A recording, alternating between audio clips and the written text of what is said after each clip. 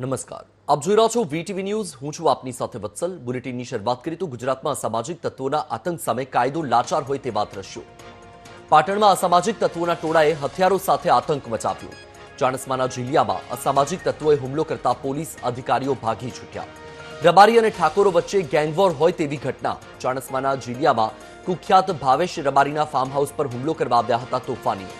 અગાઉથી તૈનાત પોલીસકર્મીઓ ટોળાનો આતંક જોઈને ભાગી છૂટી. એક સાથે 20 થી 25 વાહનોમાં તોડફોડ કરીને અસામાજિક તત્વોએ આતંક મચાવ્યો. પોલીસ પર પથ્થરો અને હથિયારથી હુમલો કરતા સુરક્ષા સામે સવાલ ઉઠ્યા. ગુજરાતમાં ક્યારેય ન જોવા મળ્યા હોય તેવા દ્રશ્યો પાટણથી સામે આવ્યા. ધારિયા, તલવાર અને લાકડીઓ સાથે અસામાજિક તત્વોએ આતંક મચાવ્યો. કુખ્યાત ભાવેશ રબારીના ફાર્મ હાઉસ પર કેટલાક શખ્સોએ અંધાધૂંધી મચાવી. તો આ દ્રશ્ય તમારી ટીવી સ્ક્રીન પર તમે જોઈ રહ્યા છો. ગુજરાતના જ છે. ગુજરાતમાં અસામાજિક તત્વોના આતંક સામે હવે કાયદો લાચાર હોય તેવા દ્રશ્યો. અને આ દ્રશ્યો સામે આવ્યા બાદ હવે અનેક સવાલ ઉઠી રહ્યા છે કે લુખ્ખા તત્વોથી પોલીસ પણ જો સુરક્ષિત નથી, પોલીસ પણ ડરતી હોય તો સામાન્ય જનતા કેવી રીતે સુરક્ષિત? આ મુદ્દે વધુ માહિતી આપી રહ્યા છે સંવાદદાતા ભરત પ્રજાપતિ. ભરત, પાટણથી આજે દ્રશ્યો સામે આવ્યા છે ખૂબ જ ચોંકાવનારા છે, કારણ કે આતંકવાદી જેવી આ કરતૂત કહેવાય. કારણ કે જે આ લોકો છે, આ સામાજિક તત્વો છે કે જે ખુલ્લેઆમ આ પ્રકારે હુમલો કરી રહ્યા છે, મારામારી કરી રહ્યા છે, અને પોલીસે પણ ત્યાંથી ભાગી છૂટવું પડ્યું.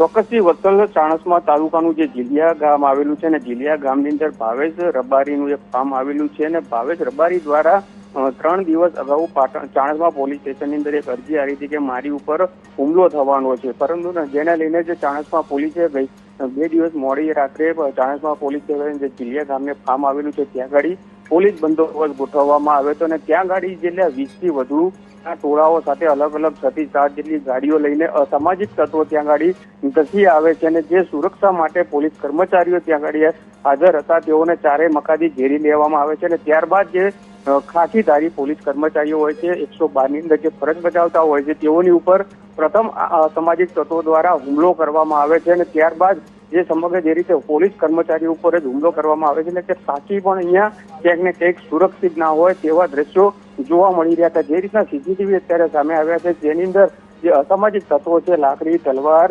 ધારિયા સહિતના જે તીક્ષ્ણ હથિયારો લઈને ત્યાં ગાડી ધસી આવ્યા હતા અને તે પ્રથમ પોલીસ કર્મચારીઓ જે ત્યાં ગાડી ફરજ ઉપર તૈનાત હતા તેઓની ઉપર હુમલો કર્યો છે અને પોલીસ પણ ખુદ પોતાની જાન બચાવીને ત્યાં ગાડીથી મહા મુસીબતે ભાગી છૂટી હતી ને સ્પીડની અંદર ત્યાંથી ગાડીને ભગાવીને તેઓ ચાણસ્મા પોલીસ મથકે પહોંચ્યા હતા અને ત્યારબાદ જે સમગ્ર જે અસામાજિક તત્વો છે ત્યાં ગાડી જગ્યા જે ફાર્મ આવે છે ત્યાં ગાડી ફાર્મ આવેલું છે ત્યાં ગાડી પણ તોડફોડ કરવામાં આવે છે. ત્યારબાદ અસામાજિક તત્વો પછી ત્યાંથી ગાડી લઈને ભાગી છૂટે છે. પરંતુ અહીંયા પોલીસની જે ખાકીધારી જે જવાનો હોય છે તે પણ અસામાજિક તત્વોના આતંકનો શિકાર બની રહ્યા છે. એટલે કહી શકાય કે પોલીસ પણ અત્યારે જે રીતે અસામાજિક તત્વો સામે લાચાર બન્યો એ રીતના દ્રશ્યો જોવા મળી રહ્યા છે.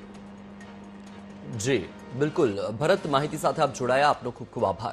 આ જ મુદ્દે આપણી સાથે ભાજપમાંથી ડોક્ટર અનિલ પટેલ જોડાયા છે. અનિલભાઈ, પાટણથી આજે દ્રશ્યો સામે આવ્યા છે. હકીકતમાં તો આ દ્રશ્યો સામે આવ્યા બાદ અનેક સવાલો ઉઠી રહ્યા છે, કારણ કે પોલીસે ખુદ ત્યાંથી ભાગવું પડ્યું. આપ કઈ રીતે જોઈ રહ્યા છો આ જે દ્રશ્યો છે એને? મેં હમણાં જ સમાચાર જાણ્યા અને ખૂબ ગંભીર ઘટના છે.